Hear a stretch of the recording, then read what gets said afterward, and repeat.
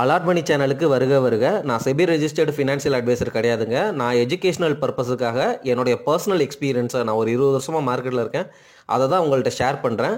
நீங்கள் எந்த முடிவு எடுக்கிறதா இருந்தாலும் உங்கள் நிதி ஆலோசகரை அணுகி அதுக்கப்புறம் பணத்தை போடுறதை பற்றி முடிவு பண்ணுங்கள். நன்றி. அலாட் மணி சேனலுக்கு வருக வருக. இந்த சேனலுக்கு இன்னும் நீங்கள் சப்ஸ்கிரைப் பண்ணலைன்னா தயவு செஞ்சு சப்ஸ்கிரைப் பண்ணிக்கோங்க, பெல் பட்டனையும் கிளிக் பண்ணிக்கோங்க.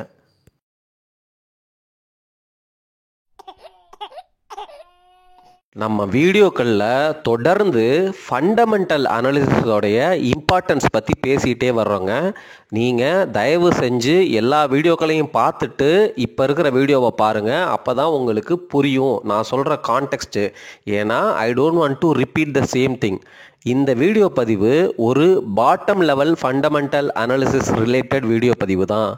இந்த வீடியோ பதிவில் நான் உங்களுக்கு சில முக்கியமான விஷயங்களை பேச போகிறேன். அதாவது என்னென்னா, ஸ்டாக் மார்க்கெட்டில் நீங்கள் காசு போட போகிறீங்க, ஆனால் அந்த காசு போடும் பொழுது பயம் இருக்குது தானே, இந்த காசு போயிடக்கூடாது அப்படிங்கிற பயம் எல்லாத்துக்குமே இருக்கணும். எல்லா பெரிய முதலீட்டாளர்களும் வாரன் பஃபட், பெஞ்சமின் கிரஹாம் எல்லாருமே சொல்கிறது என்னன்னா, ப்ரொடெக்ட் யுவர் கேபிட்டல். நீங்கள் போடுற காசை எவ்வளவுக்கு எவ்வளோ ப்ரொடெக்ட் பண்ண முடியும். அதாவது ஸ்டாக் மார்க்கெட்டில் ரிஸ்க் ஜாஸ்தி, நீங்கள் போடுற காசு எல்லாமே இழந்துருவீங்க, முழுசாக போயிடும். சரிங்களா? இருந்தாலும் அந்த வார்த்தையை சொல்கிறாங்க, நீங்கள் ஸ்டாக் மார்க்கெட்டில் போடும் பொழுது அந்த காசை இழந்துடக்கூடாது அப்படின்னு சொல்கிறாங்க. அப்போது நம்ம போடுற பிஸ்னஸ் நல்ல பிஸ்னஸாக இருக்கணும், அந்த போடுற பிஸ்னஸோடைய சேஃப்டியை பற்றி நம்ம அனலைஸ் பண்ணணும் அப்படிங்கிறது தான் இதுக்கு மீனிங். இதில் மார்ஜின் ஆஃப் சேஃப்டி அப்படிங்கிறத பற்றியும் நம்ம வீடியோக்களில் தொடர்ந்து பேசியிருக்கிறோம்.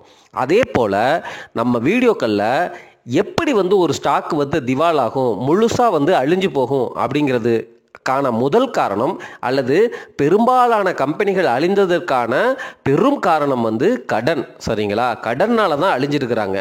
இப்போது நீங்களே ஒரு தனிப்பட்ட நபராக இருக்கீங்கன்னு வச்சுக்கோங்களேன், நம்ம வாழ்க்கையில் நடக்கிறத அப்படியே ஸ்டாக்குக்கு பொறுத்துங்க, அப்படியே பொருந்தும்.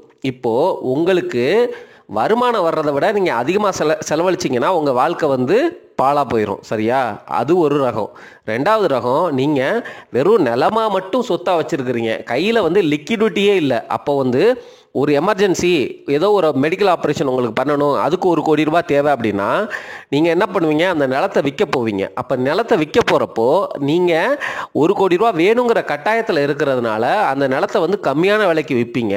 அதனால் உங்கள் சொத்துகள் அழிஞ்சு போகும், நீங்கள் கடனாளியாக மாறுறதுக்கும் வாய்ப்புகள் இருக்குது. சரிங்களா? அதே போல் நீங்கள் பிஸ்னஸ் ரன் பண்ணுறீங்க, உங்களுடைய காம்படிஷனை சமாளிக்கிறதுக்காக நீங்கள் உற்பத்தி பண்ணுற விலையை விட கம்மியான விலைக்கு விற்பனை பண்ணிவிட்டு கஸ்டமர் பேஸை இன்க்ரீஸ் ஆகணும் அப்படின்னு போகிறீங்க. இது நல்ல ஸ்ட்ராட்டஜி தான். பட் ஆனால் இந்த ஸ்ட்ராட்டஜியில் உங்களுடைய கடன் உங்கள்கிட்ட இருக்கிற சொத்து மதிப்பை விட அதிகமாக இருக்குது அப்படின்னா நீங்கள் உங்களுடைய பிஸ்னஸில் நட்டத்தை தான் அடைவீங்க. சரிங்களா? இப்படி நட்டத்தில் ரன் பண்ணுற கம்பெனி கூட யாரும் பார்ட்னர்ஷிப் வச்சுக்க மாட்டாங்க. அதே மாதிரி தான் அஸ் அ ஷேர் ஹோல்டராக நம்மளும் ஒரு கடன் சம்மந்தப்பட்ட ரேஷியோக்கள் அந்த கம்பெனியில் அல்லது அந்த ஸ்டாக்கில் என்னென்னலாம் இருக்குங்கிறத புரிஞ்சுக்கிட்டு அதோடைய வேல்யூவேஷன் எப்படி இப்போ இருக்குது, இதுக்கு முன்னாடி கடந்த வருஷங்களில் என்னென்ன இருந்திருக்கு அப்படிங்கிறத பார்க்கறது மூலமாக நீங்கள்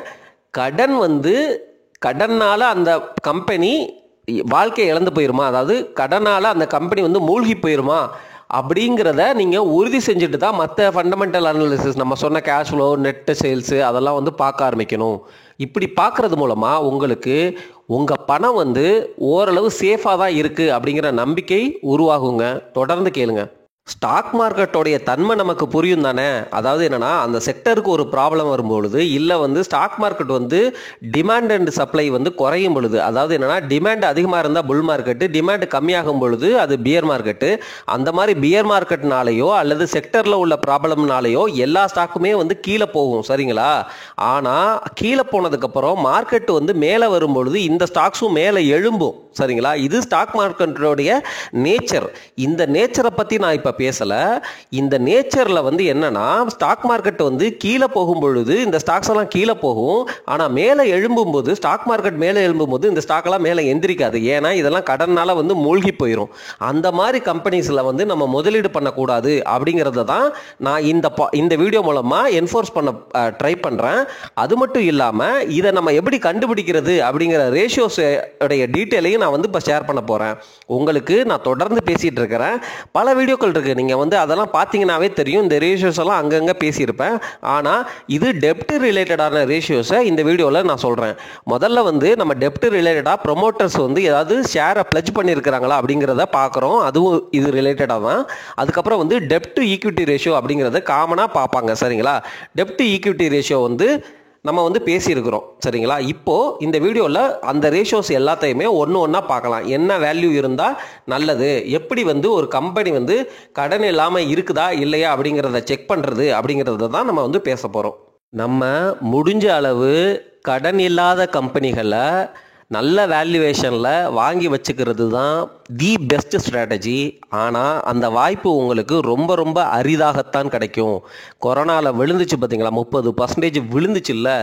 அப்போது அந்த 30% விழுகிற வரைக்கும் பொறுமையாக வச்சுருந்து காசை வந்து அந்த சமயத்தில் யார் கரெக்டாக டிப்ளாய் பண்ணியிருந்தாங்களோ, அதுவும் நல்ல நல்ல ப்ளூ சிப் கடன் இல்லாத கம்பெனிகளில் யார் டிப்ளாய் பண்ணியிருந்தாங்களோ அதுதான் பெஸ்ட் ஸ்ட்ராட்டஜி. அது யாருனாலையும் வந்து அவ்வளோ சீக்கிரம் பண்ணிட முடியாது. சரி, அப்படி இருந்தாலும் நம்ம நல்ல நல்ல கம்பெனிகள் வந்து கடன் இல்லாத கம்பெனிகள் 1-2 அப்பப்போ வாய்ப்புகள் தரும். அப்போ ஆனால் வந்து பார்த்தீங்கன்னா அந்த மார்க்கெட் சிச்சுவேஷனில் நம்ம ஃபியர்னால இது கீழே போயிருமோ அப்படிங்கிற பயத்தினால, உதாரணமாக ஏஷியன் பெயிண்ட்ஸ், சரிங்களா, இப்போ இருக்கிற சிச்சுவேஷனில் அதனுடைய ஃபண்டமெண்டல்ஸ் சேஞ்ச் ஆகுது அப்படிங்கிறதுனால நான் கூட இன்வெஸ்ட் பண்ணாமல் தான் இருக்கேன். சரிங்களா? அதனால தான் கடன் இல்லாத கம்பெனிகளாக பார்த்து நம்ம வாங்கிக்கிறது உச்சிதம் அப்படின்னு வந்து ஜென்ரலாக சொல்லுவோம். அது தியரி. சரிங்களா? ப்ராக்டிக்கலாக இது பாசிபிள் தான். பட் ஆனால் நீங்கள் வந்து பொறுமையாக வந்து ரொம்ப வருஷம் வெயிட் பண்ணி அந்த சூழ்நிலைக்காக காத்திருக்கணும். சரிங்களா? அது முடியாது. இப்போது ரெண்டாவது ரகம் வந்து என்னென்னா, ஓரளவு கடன் இருந்தாலும் பரவாயில்லை, அல்லது நம்ம வந்து இருக்கிற செக்டர், அந்த ஸ்டாக் இருக்கிற செக்டருங்கிறது கடன் வாங்கி தான் பிஸ்னஸ் பண்ணணும் அப்படிங்கிற மாதிரி செக்டர். ஃபார் எக்ஸாம்பிள் வந்து இந்த டெலிகம்யூனிகேஷன், பாரதி ஏர்டெல், இந்த மாதிரி கம்பெனிஸ், அல்லது இன்ஃப்ராஸ்ட்ரக்சர், இந்த மாதிரி கம்பெனிஸ்லாம் கடன் வாங்கி தான் வந்து அவங்க பிஸ்னஸ் பண்ணுற மாதிரி இருக்கும். இந்த சூழ்நிலையில் அந்த கம்பெனிகளை நீங்கள் வாங்குறீங்க அப்படின்னா நீங்கள் இந்த டெப்ட் டு ஈக்விட்டி ரேஷியோ 1க்கு கீழே இருக்கணும் அப்படிங்கிற மாதிரி நம்ம பேசியிருக்கிறோம். சரிங்களா? 1ங்கிறதே 100% அவங்க கடனில் இருக்கிறாங்கங்கிறது அர்த்தம். அதை புரிஞ்சுக்கங்க. சரிங்களா? அப்போது 1க்கு கீழே இருக்கா அப்படிங்கிறத பார்க்கறது மூலமாக உங்கள் காசை சேஃப்டி பண்ணிக்கலாம். அல்லது இது மாதிரி நடக்கும். என்ன மாதிரி நடக்கும் அப்படின்னா, அவங்க நீங்கள் வாங்குறப்போ நல்ல கடன் இல்லாத கம்பெனியாக இருப்பாங்க. ஆனால் மார்க்கெட் கீழே விழும்பொழுதோ அல்லது அவங்களுடைய பிஸ்னஸ் கண்டிஷன் சேஞ்ச் ஆகும் பொழுதோ அவங்களுடைய கடன் லெவல் வந்து இன்க்ரீஸ் ஆக ஆரம்பிக்கும். இதனால தான் ஒவ்வொரு ஸ்டாக்கும் அதனுடைய ரிசல்ட் அனௌன்ஸ் பண்ணும் பொழுது அந்த குவார்ட்டர்லி ரிசல்ட்ஸில் வந்து போய் நம்ம செக் பண்ணணும், பார்க்கணும் என்ன மாதிரி வந்து ரிசல்ட்ஸ் அனௌன்ஸ் பண்ணியிருக்கிறாங்க, அதில் கடன் ஏதாவது இன்க்ரீஸ் ஆகிருக்கா அப்படிங்கிறத நம்ம செக் பண்ணுறது மூலமாக ஒருவேளை இந்த கடன் வந்து அதிகமாகிட்டே போகுது அப்படின்னா அந்த ஸ்டாக்கில் வந்து விற்றுட்டு நம்ம வெளியில் வந்துக்கலாங்க. அது நல்ல ஸ்ட்ராட்டஜியாக தான் பெரும்பாலும் அமையும். ரிவைவ் ஆகிறது அப்படிங்கிறது ரொம்ப ரேராக நடக்கும். அது வந்து அந்த மேனேஜ்மெண்ட் எஃபிஷியன்சி, ப்ரொமோட்டருடைய ஸ்ட்ரென்த்தை பொறுத்து இருக்குது. சரிங்களா? சரி, இப்போ இந்த வீடியோவில் நான் க்ளீனாக சொல்லிட்டேன். ஒரு ஸ்டாக்கில் நீங்கள் அலோகேட் பண்ணியிருக்கீங்க, நிறையா காசு போட்டிருக்கீங்க, நிறையா ஷேர் வச்சுருக்கீங்க அப்படின்னா அப்போ வேணால் கடன் இல்லாமல் இருக்கலாம். அதுக்கப்புறம் வந்து தொடர்ந்து வர ரிசல்ட் மூலமாக நீங்கள் அனலைஸ் பண்ணி அவங்களுடைய கடன் என்ன மாதிரி இருக்குது, என்ன மாதிரி சிச்சுவேஷன் போயிட்டுருக்கு அப்படிங்கிறத நம்ம தொடர்ந்து மானிட்டர் பண்ணணும். அதுக்கு நிறைய ரேஷியோஸ் இருக்குது. அந்த ரேஷியோஸை பற்றி தான் நான் வந்து இப்போ பேச போகிறேன். ஒரு ரேஷியோ ஆல்ரெடி சொல்லிட்டேன், டெப்ட் டு ஈக்விட்டி ரேஷியோ. அது 1க்கு கீழே இருக்கான்னு பார்க்கணும். சப்போஸ் 1-2, அதாவது 1-1.5 இதெல்லாம் வந்து கொஞ்சம் ரிஸ்க் எடுக்கிறேன் அப்படின்னாலும் ஓகே தான். ஆனால் ரிஸ்க் எடுத்ததுக்கப்புறம் நீங்கள் வந்து அந்த கம்பெனியை தொடர்ந்து மானிட்டர் பண்ணிகிட்டே வரணும். உதாரணமாக சில கம்பெனிகள்லாம் வந்து US டாலரில் வந்து கடன் எடுத்திருப்பாங்க. அவங்களுக்கு பிஸ்னஸ் ஆனால் இந்தியாவில் பண்ணுவாங்க. US டாலரில் ஏன் கடன் எடுக்கிறாங்க அப்படிங்கிறது நமக்கு தெரில. மேபி வந்து அவங்களுக்கு ஈஸியாக கிடைக்குமா இருக்கும், இல்லை அவங்களோட ஸ்ட்ராட்டஜி பிரகாரம் வந்து US டாலரில் எடுத்துகிட்டு இந்தியாவில் வந்து பிஸ்னஸ் ரன் பண்ணுவாங்க. ஆனால் US டாலர் வந்து பயங்கரமாக டிப்ரிஷியேட் ஆயிடுச்சுன்னு வச்சுக்கோங்க. இவங்க பிஸ்னஸ் பண்ணுற வருமானத்திலிருந்து அந்த கடனை வந்து கட்ட முடியாது. அப்போ வந்து பார்த்தீங்கன்னா அவங்களுடைய ரேஷியோலாம் பயங்கரமாக ஏறும், தடன்னு ஏறும். அந்த சமயத்தில் மாட்டிக்கிட்டோம் அப்படின்னா நமக்கு லாஸ் ஆகிறதுக்கு வாய்ப்புகள் நிறைய இருக்குது. சரி, இப்போ என்னென்ன ரேஷியோலாம் இருக்குது, அது எந்த வேல்யூக்கு கீழே இருந்தால் நமக்கு பெனிஃபிஷியல் அப்படிங்கிறத பார்த்துடலாம். ஸ்டாக்கில் நீங்கள் நிறைய பொசிஷன் எடுத்து வச்சுருக்கீங்க அப்படின்னா இந்த கிரெடிட் ரேட்டிங் கம்பெனிஸ் லைக் கிறிசில் வந்து அந்த கம்பெனிக்கு வந்து ரேட்டிங்ஸ் கொடுப்பாங்க. அதாவது ஒரு கம்பெனிக்குன்னு வந்து ஹோலிஸ்டிக்காக ரேட்டிங் இருக்காது. இந்த என்சிடிக்கு, பாண்டுக்கு, இல்லை அவங்களுடைய கடனுக்கு அல்லது டெபாசிட்ஸுக்கு அந்த மாதிரி வந்து கேட்டகரியாக பிரித்து ரேட்டிங்ஸ் இருக்கும். அது நியூஸில் வரும். சரிங்களா? அதே போல் நீங்கள் வந்து அந்த கம்பெனியை வந்து சர்ச் பண்ணீங்க அப்படின்னா கிரெடிட் ரேட்டிங் அப்படின்னு சொல்லிட்டு அந்த ஸ்டாக் நேம் போட்டிங்கன்னா அந்த ரேட்டிங்ஸ் கரண்ட் ரேட்டிங் அதாவது முன்னாடி இருந்த ரேட்டிங்லேருந்து இப்போ குறைச்சிருக்காங்களா கூட்டியிருக்காங்களா அப்படிங்கிறது தெரியும். பெரும்பாலும் குறைக்கிறதுக்கு காரணம் இவங்க கம்பெனியில் ஏதாவது ப்ராப்ளம் அல்லது வந்து டெப்ட் இன்க்ரீஸ் ஆகுது அப்படிங்கிற ரீசனாக தான் இருக்கும். அதை மானிட்டர் பண்ணிக்கோங்க. சப்போஸ் வந்து கிரெடிட் ரேட்டிங் ஏக்கு கீழே A1+ இதுக்கு கீழெல்லாம் போய் பி அப்படின்லாம் போனாங்கன்னா கொஞ்சம் ரிஸ்கியான ஜோனுக்கு போகுது அப்படிங்கிற மாதிரி நம்ம புரிஞ்சுக்கிட்டு பி ஜோனில் இருக்கும் பொழுதே நம்ம வந்து அதோடைய அலோகேஷனை வந்து ஓரளவு குறைச்சிக்கலாம். இது ஒரு ஸ்ட்ராட்டஜி. அது மட்டும் இல்லாமல் இந்த ரேஷியோஸில் டோட்டல் டெப்ட் டு ஈக்விட்டி ரேஷியோ அப்படின்னு ஒன்று இருக்குது. இது எல்லா மணி கண்ட்ரோல்லையும் கிடைக்கும். நம்ம பேசுகிற அந்த ஸ்டாக் சேனல்லையும் வந்து உங்களுக்கு கிடைக்கும். அது மட்டும் இல்லாமல் இந்த டோட்டல் டெப்ட் ஈக்விட்டி ரேஷியோ 1க்கு கீழே இருக்கணும். டெப்ட் ஈக்விட்டி ரேஷியோ மாதிரியே அட்லீஸ்ட் 1.10 கீழே இருக்குதா அப்படிங்கிறத பார்த்துக்கோங்க. இந்த 1.10ங்கிறது பெஞ்சமின் கிரஹாம் சொல்கிறது. ஸோ அதுக்கு கீழே இருக்கா அப்படிங்கிறத பார்த்துக்கோங்க. இது எப்படி கண்டுபிடிக்கிறாங்க அப்படின்னா இந்த கம்பெனியுடைய டோட்டல் டெப்ட் வந்து எவ்வளவு கோடி அப்படின்னு பார்த்துட்டு இந்த கம்பெனியுடைய நெட்வொர்த் சரிங்களா அதை டிவைட் பண்ணும்போது கிடைக்கிறது தான். சப்போஸ் வந்து நெட்வொர்த்தை விட டோட்டல் டெப்ட் அதிகமாக இருந்துச்சுன்னா அதோடைய வேல்யூ வந்து 1க்கு மேலே போயிடும். ஸோ அப்போ ரிஸ்கி அப்படிங்கிறத புரிஞ்சுட்டு அந்த கம்பெனியில் நம்ம அலோகேஷனை வந்து குறைச்சிக்கலாம். பரவாயில்ல, இந்த கம்பெனி மேலே போனாலும் பிரச்சனை கிடையாது. நம்ம ரிஸ்க்கை குறைச்சிட்டு அதே காசை வந்து வேறு நல்ல ஸ்டாக்கில் வந்து மூவ் பண்ணிக்கலாங்க. இது ஒரு நல்ல ஸ்ட்ராட்டஜியாக தான் அமையும். அதுக்கப்புறம் டோட்டல் டெப்ட் டு அசட்ஸ் அப்படிங்கிற ரேஷியோ இருக்குது சரிங்களா. அந்த ரேஷியோ வந்து என்னென்னா இந்த கம்பெனிக்கு அசட் இருக்குல்ல அந்த அசட்டில் எவ்வளோ வந்து கடனாக வந்து அவங்க கொடுக்கணும். அதாவது என்னென்னா கடனை வாங்கி அந்த அசட்டை பில்டு பண்ணியிருக்கிறாங்க அப்படிங்கிறது தான் இதோடைய இன்டைரக்ட் மீனிங்கு. அந்த டோட்டல் டெப்ட் டு அசட்ஸ் ரேஷியோ வந்து 30% இருக்குன்னா அவங்க வச்சிருக்கிற 100% அசட்டில் 30% வந்து கடனாக இருக்குது அப்படிங்கிறது தான். நீங்கள் தொடர்ந்து இந்த ஸ்டாக்கோடைய ரேஷியோஸை நீங்கள் வந்து ஒரு 6 மாதத்துக்கு ஒரு தடவை 3 மாதத்துக்கு ஒரு தடவை ரிசல்ட்ஸ் அனௌன்ஸ் பண்ணுவோன்னே ரிவ்யூ பண்ணிக்கங்க. உங்களுக்கு வந்து இந்த ஸ்டாக்கு எந்த டைரக்ஷனில் போகுது அப்படிங்கிறது உங்களுக்கு தெரிஞ்சிடும். அப்புறம் ஒரு முக்கியமான ரேஷியோ பெஞ்சமின் கிரஹாம் பேசின ரேஷியோ கரண்ட் ரேஷியோ அப்படிங்கிறது. கரண்ட் ரேஷியோ அப்படிங்கிறது வந்து ஒரு கம்பெனியோடைய லிக்விட் அசட்ஸு ப்ளஸ்ஸு நான் லிக்விட் அசட்ஸ் இருக்குது பார்த்தீங்களா. இப்போ லேண்டெலாம் வந்து இல்லிக்யூட் அப்படின்னு சொல்லுவாங்க.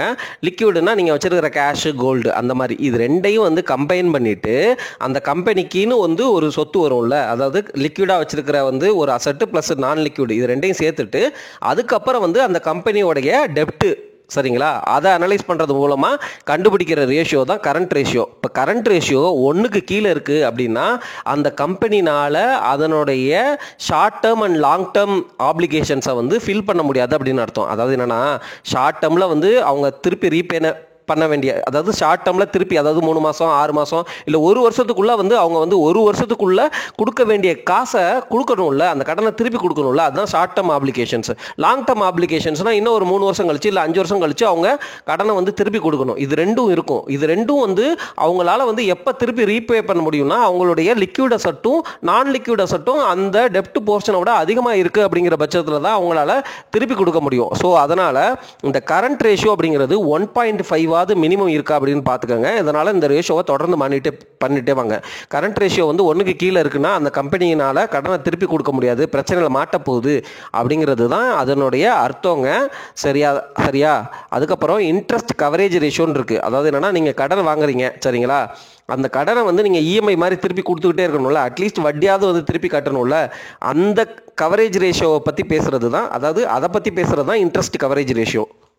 இன்ட்ரெஸ்ட் கவரேஜ் ரேஷியோ எப்படி கண்டுபிடிக்கிறாங்க அப்படின்னா அந்த ஏர்னிங்ஸ் பிஃபோர் எபிட்டான்னு சொல்கிறோம்ல அதில் அந்த earnings before interest taxes EBIT அதை மட்டும் எடுத்துட்டு அது கூட வந்து அந்த கம்பெனி கொடுக்க வேண்டிய இன்ட்ரெஸ்ட் இருக்குல்ல, அவங்க லோன் எடுத்திருப்பாங்க அதுக்கு இன்ட்ரெஸ்ட் எக்ஸ்பென்ஸ்னு ஒன்று இருக்கும். அதாவது என்னென்னா நம்ம எப்படி வந்து ஹோம் லோன் எடுத்துகிட்டு வெறும் வட்டி மட்டும் கட்டுவோம்ல சப்போஸ் அண்டர் கன்ஸ்ட்ரக்ஷன் பீரியடில் சரிங்களா, பிரின்சிபல் பே பண்ணாமல் அந்த இன்ட்ரெஸ்ட் ஆஃப் காம்பவுண்ட்டை மட்டும் எடுத்துகிட்டு இந்த எபிட் கூட வந்து ரேஷியோ மாதிரி கண்டுபிடிக்கிறது தான் வந்து இன்ட்ரெஸ்ட் கவரேஜ் ரேஷியோங்க. இந்த இன்ட்ரெஸ்ட் கவரேஜ் ரேஷியோ 1.5க்கு கீழே இருக்குது, 1.5 அல்லது 1.5க்கு கீழே இருக்குன்னா அந்த கம்பெனி பிரச்சனையில் இருக்குது அப்படிங்கிற மாதிரி வந்து நம்ம புரிஞ்சுக்கணும். குறைஞ்சது 1.5க்கு மேலேயாவது இருக்கணுங்க. அப்போ தான் வந்து அந்த கம்பெனி வந்து நல்ல ஸ்டேபிளாக இருக்குது, அதனால் வந்து அவங்க வட்டியை வந்து திருப்பி கொடுக்க முடியும் அப்படிங்கிற மாதிரி நம்ம வந்து புரிஞ்சுக்கணுங்க. இதுதான் வந்து இன்ட்ரெஸ்ட் கவரேஜ் ரேஷியோ. அது மட்டும் இல்லாமல் நம்ம பேலன்ஸ் ஷீட்டில் நம்ம நிறையா வீடியோக்களில் காட்டியிருக்கிறோம் அவங்களுடைய அசட்ஸ் அண்ட் லயபிலிட்டிஸ். அதுக்கப்புறம் வந்து அந்த பேலன்ஸ் ஷீட்டில் நீங்கள் வந்து போய் பார்த்தீங்கன்னா உங்களுக்கு க்ளீனாகவே தெரிஞ்சிடும். என்னென்னா வந்து இந்த சார்ட்லேயே வந்து போட்டிருப்பாங்க. அதாவது என்னன்னா ஈக்விட்டி அண்ட் லயபிலிட்டிஸில் அந்த ரிசர்வ் ஃபண்டு எவ்வளோ இருக்குது அப்படின்னு பாருங்கள். ரிசர்வ் எஸ்ஹெச் ஃபண்ட் அப்படின்னு போட்டிருப்பாங்க. அந்த ஃபண்டு வந்து நான் கரண்ட் லயபிலிட்டி கரண்ட் லயபிலிட்டியை விட ரொம்ப அதிகமாக இருக்கா, அந்த கேப் எவ்வளோ இருக்குது அப்படிங்கிறத பார்த்துக்குங்க. பார்த்துட்டு அதே செக்டரில் உள்ள ஒரு நல்ல ப்ளூ சிப் கம்பெனி கூட கம்பேர் பண்ணுங்கள். அதனுடைய ரேஷியோஸை கம்பேர் பண்ணுங்கள். அப்போ உங்களுக்கு தெரிஞ்சிடும் நீங்கள் பிடிக்கிற கம்பெனி, அதாவது நீங்கள் வச்சிருக்கிற கம்பெனி அல்லது வாங்க போகிற கம்பெனி என்ன மாதிரி குவாலிட்டியில் இருக்குது அப்படிங்கிறத நீங்கள் ஈஸியாக தெரிஞ்சுக்கலாங்க. டோட்டல் டெப்ட் டு ஈக்விட்டி ரேஷியோ பற்றி பேசியிருக்கிறோம். அதுக்கப்புறம் வந்து டோட்டல் டெப்ட் டு அசட்ஸ் ரேஷியோ பற்றி பேசியிருக்கிறோம். அதுக்கப்புறம் வந்து நம்ம இந்த இன்ட்ரெஸ்ட் கவரேஜ் ரேஷியோ பற்றி பேசியிருக்கிறோம். அதுக்கப்புறம் கரண்ட் ரேஷியோ பற்றி பேசியிருக்கிறோம். சரிங்களா? இப்போது முக்கியமாக நம்ம அந்த டோட்டல் டெப்ட் ஈக்விட்டி ரேஷியோ லெஸ் தேன் 1க்கு கீழே இருக்கிற மாதிரி கம்பெனிகள் அல்லது கடனே இல்லாத கம்பெனிகளை வாங்கிக்கோங்க. பெஞ்சமின் கிரஹாம் இண்டிகேட்டர் 1.10ன்னு சொல்லியிருக்கிறோம். அதே போல் கரண்ட் ரேஷியோ வந்து லெஸ் தேன் 1 இருந்துச்சுன்னா கம்பெனினால் அதோடைய கடனை திருப்பி கொடுக்க முடியாது, பிரச்சனைகள் இருக்குன்னு சொல்லியிருக்கிறோம். அதனால் அட்லீஸ்ட் வந்து 1.5 மேலே, அதாவது 1.5 டைம்ஸ் ஆஃப் கரண்ட் லைபிலிட்டிஸ் மேலே இருக்கணும். அந்த ரேஷியோ பிரகாரம் 1.5க்கு மேலே இருக்கா அப்படிங்கிறத வந்து உறுதி செஞ்சுக்கோங்க. அது மூலமாக வந்து நம்ம வந்து நம்மளுடைய காசை வந்து பாதுகாத்துக்கலாம் அப்படிங்கிறது தான் இதனுடைய ஐடியா. அதுக்கப்புறம் நம்ம தொடர்ந்து பேசுகிற கேஷ் ஃப்ளோ, ஏர்னிங்ஸ் க்ரோத்து இதெல்லாம் எப்படி இருக்குது, top level analysis, bottom level analysis இதெல்லாம் பண்ணிக்கோங்க. அப்போ தான் வந்து நம்மளுடைய காசு சேஃபாக இருக்கும். நன்றி.